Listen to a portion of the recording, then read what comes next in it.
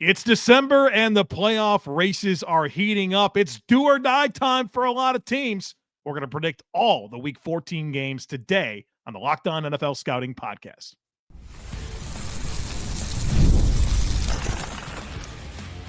You are Locked On NFL Scouting with the Draft Dudes, your daily podcast for NFL and college football scouting. Part of the Locked On Podcast Network, your team every day. What's better than this? Nothing. It's guys being dudes here on the Locked On NFL Scouting Podcast, part of the Locked On Podcast Network, now the #1 sports podcast network. We're the Draft Dudes. I'm Joe Marino from Locked On Bills. He's Kyle Crabbs from Locked On Dolphins, and we are your NFL experts here with you daily to talk team building across the league on the Locked On NFL Scouting Podcast with the Draft Dudes, part of the Locked On Podcast Network, your team every day. Want to issue a big thank you, shout out, and welcome to our everydayers. Those of you who never miss a single episode, we appreciate y'all being here very, very much. This episode is presented by Prize Picks. Download the Prize Picks app today. Use code LOCKEDONNFL to get $50 in lineups after you play your first $5 lineup. Joe, happy game day to you for Dallas-Detroit. Should be a fun game tonight. I have a bold prediction. You and I are going to be different on at least one game this week. Okay. It's been a couple weeks. Tim's devastated. We're going to be different because this slate of games, starting tonight with Dallas-Detroit, I think is a I'm not saying we're going to be different on Dallas-Detroit, very fascinating collection of games, both in races at the top of the standings and also races at the bottom of the standings. There's some really interesting storylines to be had on both sides. Very excited to dig into it with you and preview Week 14 of the NFL season. Well, we start with a really hard game. We do. We the good news is you and I only have to pick the winner. Right. The show is picking against the spread based on the summer rankings of all the players we do and how that quantifies players, and then we do adjustments on who's playing well or who's not playing to the standard we had. So the show has its own formula that creates spreads off our player assessments. We compare that with our friends over at FanDuel and their spreads. And if it's more or less, that tells us what we're going to do with picking the spread of the game. But you and I only have to pick the winner. And, you know, if we didn't have the holiday games last week, we'd have had an amazing week. Right. I felt real bad at Black Friday sitting there looking at, man, I didn't get a single one of these short week games. Right. 0-4. 0-4. Yeah. Then we get 10 of 11 right on Sunday, right? 11-5 we both were. Kyle maintains a 2-game advantage. We will be different today. Dallas, red hot Dallas, going against a Detroit Lions team that let Green Bay steal one the first game on Thanksgiving. The good news is there's no short week for either one of these teams. It's the same rhythm. They both played on Thanksgiving. Dallas obviously has the massive offensive output against Kansas City. Playoff implications are massive for both of these teams right on the bubble. Neither one of these teams are in right now, right? Yes. This is a huge game. Huge. What I think a lot about with this matchup is Detroit's defense, and they are just giving up deep throws all the time. Like, teams are throwing the ball at a high clip and very successful down the field, and that feels like an absolute nightmare against these receivers. And it's meaningful to me that Detroit's at home. It's meaningful to me that even if Amon-Ra St. Brown can play, it's not going to be much. Yeah. No Terrion Arnold. I'm not sure if that really hurts Detroit. No Kirby Joseph. I mean, Kirby Joseph single-handed, like you talk about the explosives they give up in the passing game. That absence is huge. Dallas's defense has been reinvigorated with Overshown and Quinnen. I hate picking Dallas on the road. Well, let me make it easier for you. I am picking Dallas on the road. Wow. Yeah. Our Cowboys. The show actually likes Dallas +3 as well in this game.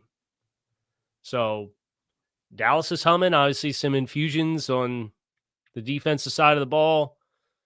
It's injuries for Detroit, right? I mean, they're such a banged up unit defensively right now. Well, Al-Qadim Muhammad started really hot And then like his presence has not They been. have no pass rush outside of Yeah. Hayden. None. Yeah. And even when you get it from like Lee McNeil's been a nice like shot in the arm. But then even when you get that and he's hitting Jordan Love in the chest, Love's hitting back foot throws that are dimes to Dontavian Wicks on 4th and 3 with perfect coverage. Yeah. So I just think their margin's too narrow right now. And I think Dallas is playing too good. So I'm picking the Cowboys. I will be picking another road team with our next game. The Dolphins going to MetLife to play the New York Jets. And the Jets are wearing their Gothics. Their Nike Freeze. Oh, man. Get to see their Ninja Turtle themed uniforms. Miami coming into this game having won 3 in a row and 4 out of 5. The Jets got a nice win this past week themselves against the Atlanta Falcons. But the Jets' pathway for wins is very, like right now, it's super special teams dependent because they don't turn the ball over defensively, right? They have 2 takeaways on the season. They haven't logged a pick yet. 2 is probably going to say, all right, cool, hold my beer. Right. Where do I go? Where can I get a prop on that? It's the stoppable force meets the movable object. Right. 2 are throwing interceptions, and the Jets can't catch him when you throw them to them. But Miami really had this game handled up front the first time they played, and then Quinnen Williams gets traded away. The Dolphins have come alive as far as their trench play on both sides of the ball. There's no Garrett Wilson for the Jets. Like Adonai Mitchell had a big game last week, but I just don't see the Dolphins as a bend but don't break defense with Tyrod Taylor. They're going to say, all right, like take your completions underneath. We're going to rally up and tackle. If the Dolphins don't turn the ball over multiple times, I think the Dolphins win the football game.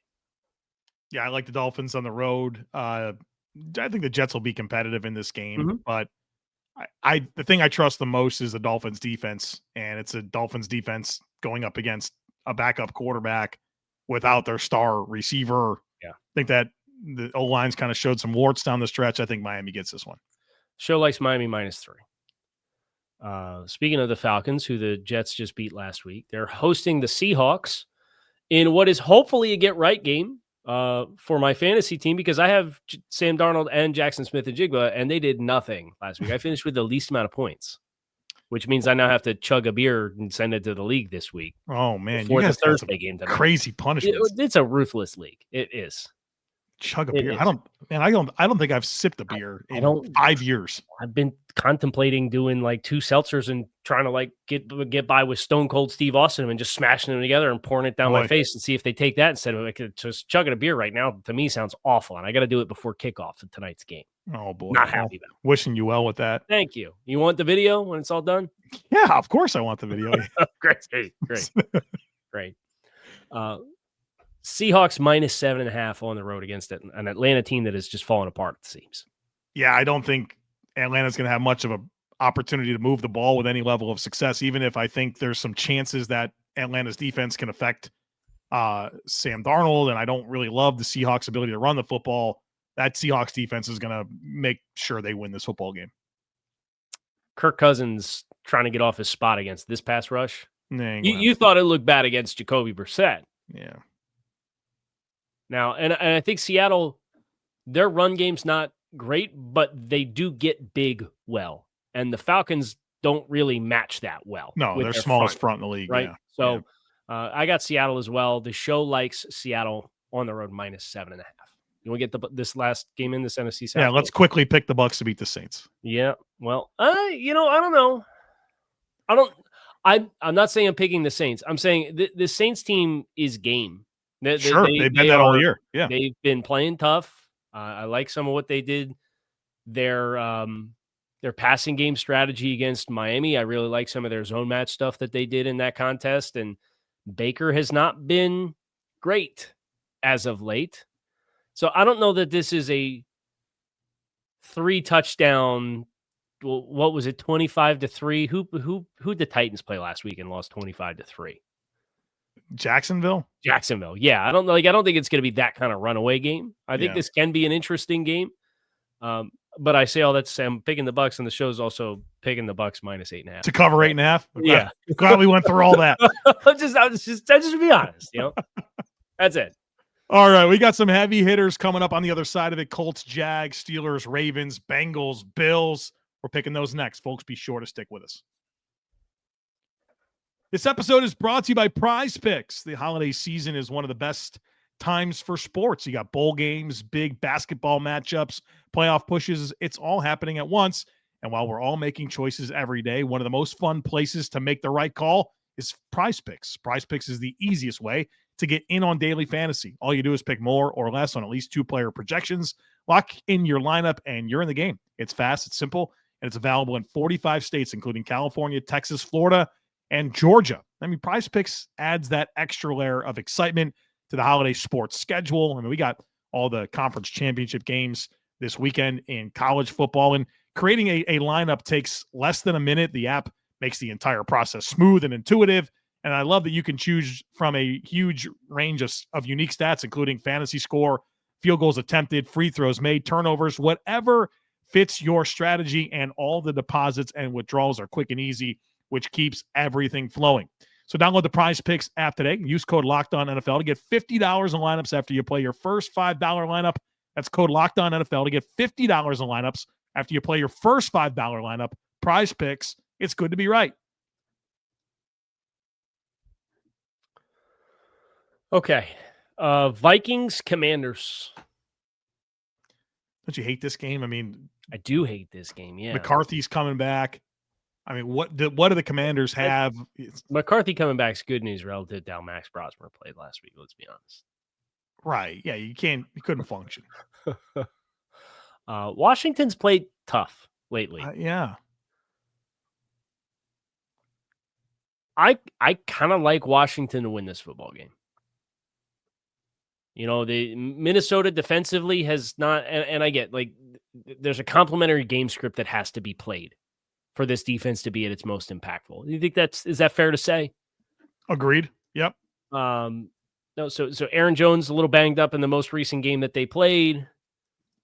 We don't know how much JJ McCarthy can consistently carry. He's going against his execution of what Kevin O'Connell does is questionable, going against a good defensive-minded coach in Dan Quinn. Washington with an experienced but also somewhat mobile quarterback of their own, and Marcus Mariota. I don't believe Jaden Daniels is back. I don't either. They get Terry McLaurin's been back in the mix now for Washington a little bit. I like Washington to win this football game. I thought they played a really inspired game against Denver, right? Yeah.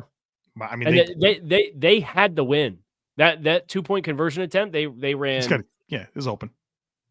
And I question in hindsight, they ended up blocking down on a linebacker and let Benito come free off the edge. You almost have just blocked Benito and let the guy from depth on the inside come on the hot.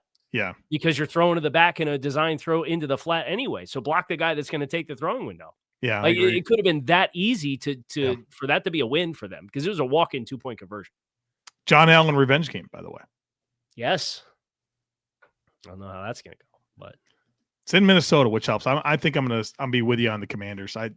Really? I thought you were going to go Minnesota here. No, I don't trust JJ. The vibes feel bad. I think there's so much finger pointing going in Minnesota, and I think I'm impressed that Dan Quinn's been able to kind of keep this team grounded and be competitive at times. Yeah. Now, I think to your point, the crowd in Minnesota, if they show up in full force despite the season being down, I think that can be a great advantage to Minnesota and what I expect to be a really close game. The show does like Minnesota -1.5 at home. Okay. The Colts are favored by 1.5 in Jacksonville against the Jags. I'm in on the Jags. Daniel Jones with a one-leg type deal, no sauce. Jacksonville's run defense is pretty decent. Jacksonville's at home. That swampy Jacksonville air, bringing that Midwest team down south. Indoor Midwest team down. Yeah. Give me the Jaguars. I like the Jaguars as well. I think that defense is really fast, aggressive. They got good linebackers to kind of combat Jonathan Taylor, right? They got some guys that can, like Devin Lloyd and Olukun can cover a little bit as far as trying to match Tyler Warren. I think if they get him on the safeties, I think that's where Indianapolis can do some damage. But Jacksonville spent a lot on their offensive line as well this offseason. They can run the ball effectively. Indy's kind of not been as good as they were early in the season in that regard. I like Jacksonville as well. And low-key, Ben Solak put this out. Jacoby Myers has been a great addition to the wide receiver room in Jacksonville. Because he's a good receiver in the NFL. He can catch the football. Gets open and catch the football. Yeah, it's helpful stuff. We're all on the Jags, including the show. The show likes Jacksonville plus 1.5. I have real life money on that. Okay. Again, Jacksonville home dogs. When we get done here, I'm gonna jump in on you. I'll join you with real life right. money. Yeah, I like it. Ravens hosting the Steelers. Baltimore favored by 5.5 points. A couple of lifeless teams, man. So here's the do you know the most amount of points the Steelers have scored against the Ravens the last 5 times they've played each other? I have no idea. It's 18 points. Oh, geez. I think it's been 14, 14, 17, 17, 18, the last 5 games. That includes a playoff game last year where they lost 28-14 to Baltimore. I don't have a great deal of confidence in Baltimore's offensive effort right now, but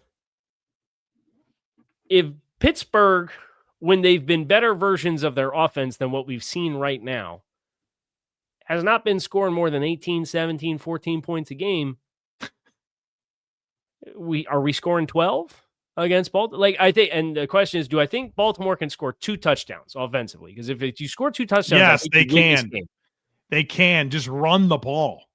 Run the ball. How ridiculous is Derrick Henry gets 5 touches on the first possession and then he gets like 2 touches the rest of the half? I don't know what to say about that. We gotta get Lamar Jackson going. Okay, like we didn't learn our lesson from the AFC Championship game where we tried to make him into a superhero and throw the ball 40 times. I can tell you that TJ Watt has no interest in setting the edge right now. I can tell you that Keanu Benton does not want to handle single blocks or doubles. I can tell you that Patrick Queen stinks, but he's not playing in this game. Patrick Wilson doesn't have great length to tackle Derrick Henry. So you like your Peyton. Yeah, 94. Yeah, Black cannot play. I don't see it with Pittsburgh, man. And their secondary is the island of misfit toys, right? It's like we got Slay's now a Bill. We got Asante Samuel up off the practice squad. It's Kyle Duggar. It's Jabril Peppers. It's a hodgepodge of guys they signed in season. Duggar and Ramsey. Eccles is their slot. And these guys don't want to tackle anybody. You should see, Duggar and Ramsey, the way that they were taking on blocks and trying to leverage and get the ball against Buffalo. They didn't want it. They didn't want it, man. That's a shame to hear about 5. I always thought he was a pretty good run support player. He's a good tackler. I've seen him. He's like one-on-one with Tyrell Shavers. He doesn't want the smoke. What? That's all right. He got another pay raise this year. He's doing all right for himself. Baltimore. Baltimore as well. 5.5 is a little shaky though. Just because Baltimore might get 20. I think if Baltimore gets 20, it's gonna be a good day at the office. Correct. This feels like a 13-6 game or something. Take the under on the game total, whatever it is. You could tell me it's 31, and I'd probably tell you to take the under in this game. Do you have it? I don't. The lowest under this week is Titans Browns at 33.5. So I know that's. The show likes Baltimore minus 5.5 at home, begrudgingly. I wouldn't take that with real money, but. Speaking of Titans Browns, let's get this one in before the break. Tennessee 1-11 going to Cleveland, where Shedeur Sanders in a quarterback, right? And we've formally made that decision for Dylan Gabriel. It's the Shedeur show now. Well, it's not Deshaun Watson. Yeah, well, I don't know how Tennessee is going to negotiate Myles Garrett and this Browns defense at all. Yeah, it's that simple. It's Myles Garrett and the Browns defense at home against Tennessee. That's Browns. it. Yeah, Browns. That's it. That's the tweet, right? Show likes Cleveland -3.5. All right. Bengals, Bills, Bears, Packers, Texans, Chiefs, Eagles, Chargers. It's all next. Folks, be sure to stick with us.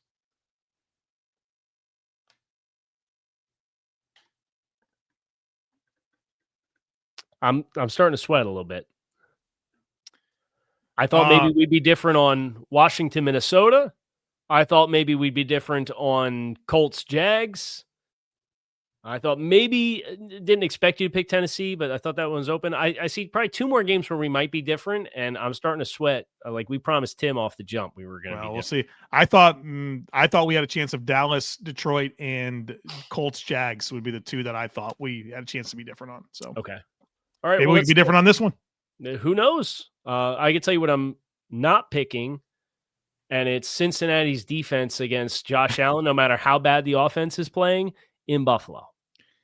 This game being in Buffalo is huge. And I think the Bills should be able to do what they want offensively, whether that's let James Cook or Josh Allen throwing the ball all over the place. The Bills defense has looked horrible in like 2.5 games against Joe Burrow. Mm-hmm. And I'm greatly concerned about that because the Bills pass rush is gone. Aren't they top 5 in EPA per dropback? Yeah, like their pass defense is 4th. They have the 4th best pass defense in the league. But I don't know, man. This is a different type of situation. It's Buffalo at home against the Bengals defense. Like that's the script for me. But I have a lot of concerns that Burrow's going to come in there and throw for 400 yards and 4 touchdowns. Yeah, I think I expect a lot of points in this game. Is what second highest over under of the week. It's 53.5 is what it's at. Probably take the over on that too. And the Cowboys and Lions is 54.5. Those are your 2 highest implied totals this week. So the show likes Buffalo -5.5. So we're all riding the Bills. But yeah, I think the pass rush element, do you try to play coverage and just try to cloud up their 2 receivers and charge Joe in his second game back from if he's going to move off the spot and rush with 4? That's probably what I would try to do. Like I wouldn't blitz him or try to heat him up a ton. They did in 23. McDermott blitzed him like 31%, which is a pretty high clip. I think Burrow went like 14 of 14. Yeah, against the blitz. I would not bring the extra bodies on the blitz in this game. I would try to crowd the windows, and I'd force Joe to work outside of structure as best as I can. Burrow hit the game-winning throw. They sent a blitz, and it put Micah Hyde one-on-one with either Chase or Higgins. Can't do it. Is a corner route, and it's like, well, there it is. Here's your 3rd long completion. There it is. It's game. So we'll see. Maybe Cincinnati can make this. Like if they win this game, they will be a game behind either Pittsburgh or Baltimore. Yeah, they got a very manageable schedule. The winner, right? This is the Bengals Super Bowl. They have this game, and then next week's somebody tough. Wow, but if they get through that, they play. No respect for the Dolphins in 3 weeks. No, no respect for the Dolphins. No respect for Anthony Weaver. I have nothing but respect for Anthony Weaver. But if they win their next 2, I think they could lose one of those and still win the division. It's Buffalo and Baltimore the next 2 weeks. If they win these 2, I think they're going to do it. Well, yeah, it's at Miami, Arizona, Cleveland to finish. I think they could lose one of those games, and they might be able. I think they could go 4-1 down the stretch and win the division. So you think they could win the division at 8-9? Yeah. All right, so let's just do it quick. Pittsburgh and Baltimore play each other twice. Mm-hmm. So are you picking them to split? I think Baltimore might be able to win both. All right, so if Baltimore wins both, now they're at 8 wins. But do they win again? They've already. The Bengals won the first, so the Bengals could sweep Baltimore and have that. And then the Ravens would need to lose to the Patriots and Packers. The Patriots or Packers, right? Well, we're saying they're probably going to lose both of those games. No, Baltimore would need to lose both of them because we're saying Pittsburgh gets swept by Baltimore, which would give them 8 wins. I think that can happen, dude. So Pittsburgh would need to lose both to Baltimore, but then the Ravens would need to go 0-3 in their other 3 games with at Cincinnati, New England, and at Green Bay. And Totally that's your pathway for Cincinnati to go 4-1 and win the division at 8-9. Totally possible. Okay, we get a boogie here a little bit. Yep. I got a little sidetracked with the Galaxy brain stuff, but I like it. Broncos at Raiders. Broncos. And Broncos are favored by 7.5 points. Show likes the Broncos minus 7.5. Chicago at Green Bay. Packers favored by 6.5 points against the Bears. Yeah, I like the Packers at home. I like their defense. If they can stop the run, I think they're going to have a really good chance to take care of this one. I think Jordan Love's playing at a high level right now. I know that the Bears have been stacking them up, but I think on the road in Green Bay, that'd be a tough one. If they win this one, then good on them. But I think the Packers win this one at home. Whoever it was that tweeted us about Chicago on Black Friday, here's your moment in the sun. I'm picking the Bears to win this. Let's go, baby. Chicago's offensive line is rolling. The Packers, and I gave the Packers a whole speech earlier this season. You remember this? And I said, "Don't let me down," and they let me down. So here's your penance. Don't get mad at me. Get mad at you because you're the reason this is happening. Chicago or Green Bay. Chicago's offensive line is rolling. Devontae Wyatt's down for the Packers. So I think Chicago's going to have the ability to run the ball with some success. I think Chicago can aggressively get after Green Bay. They're a little banged up in their skill group.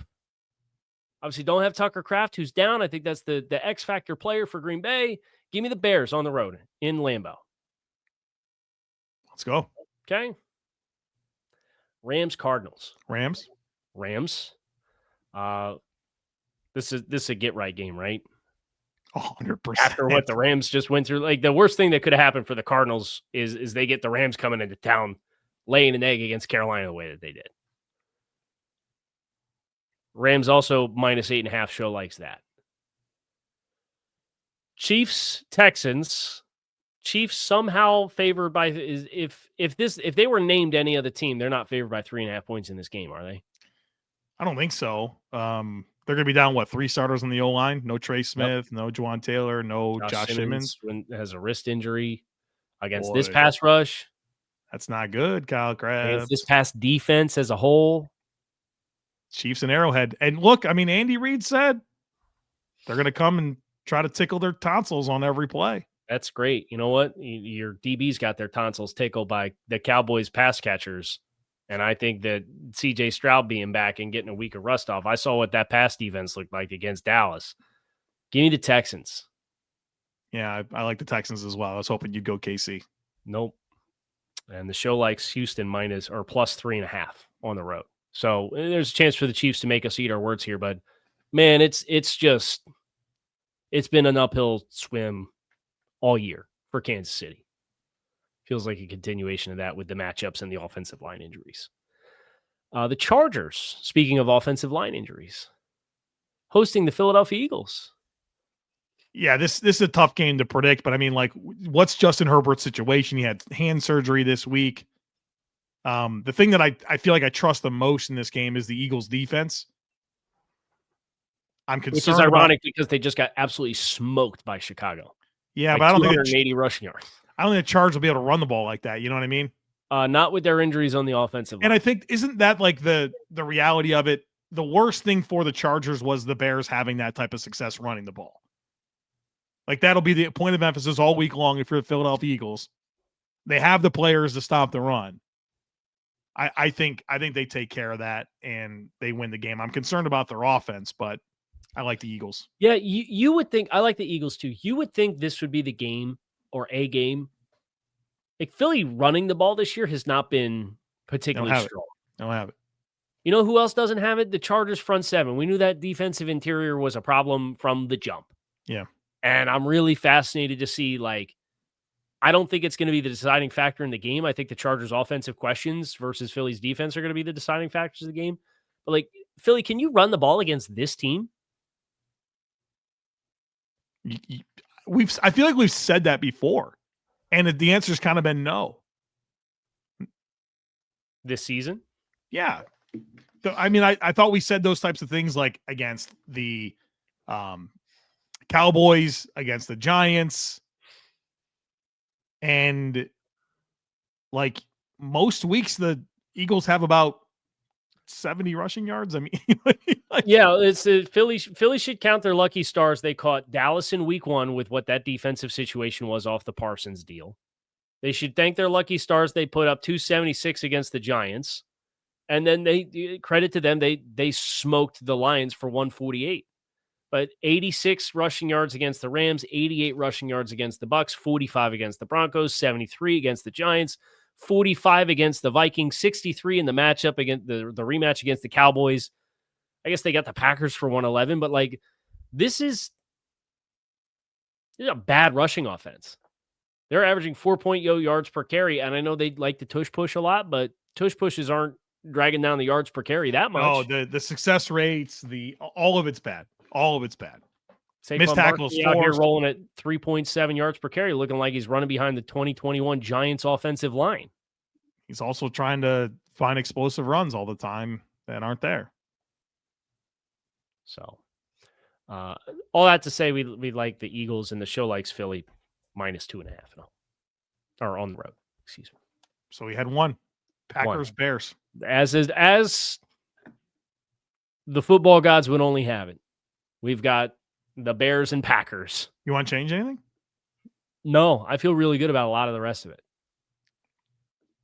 I don't have like huge confidence level with Washington over Minnesota. Neither do I. That's why I didn't want to be different than you on that one. I keep it. The Patriots, Panthers, Giants, 49ers on buys. This is our last set of buys for the season. Yeah. Which means we will not have the same wiggle room we have at the end of this show. Congratulations to us for getting a program done in less than 34 minutes on the dot. And there were some clunkers that it's like, just this team's winning, move on. Like we'll have that next week, I'm sure, when we're picking 16 games. We'll do that to ourselves at least once. But we're not going to do it today because we're going to get out of here a few minutes early. Kyle Crabbs, Joe Marino. We appreciate you guys for checking out the show. Make it a great rest of your Thursday. Enjoy Thursday Night Football tonight with the Cowboys and Lions.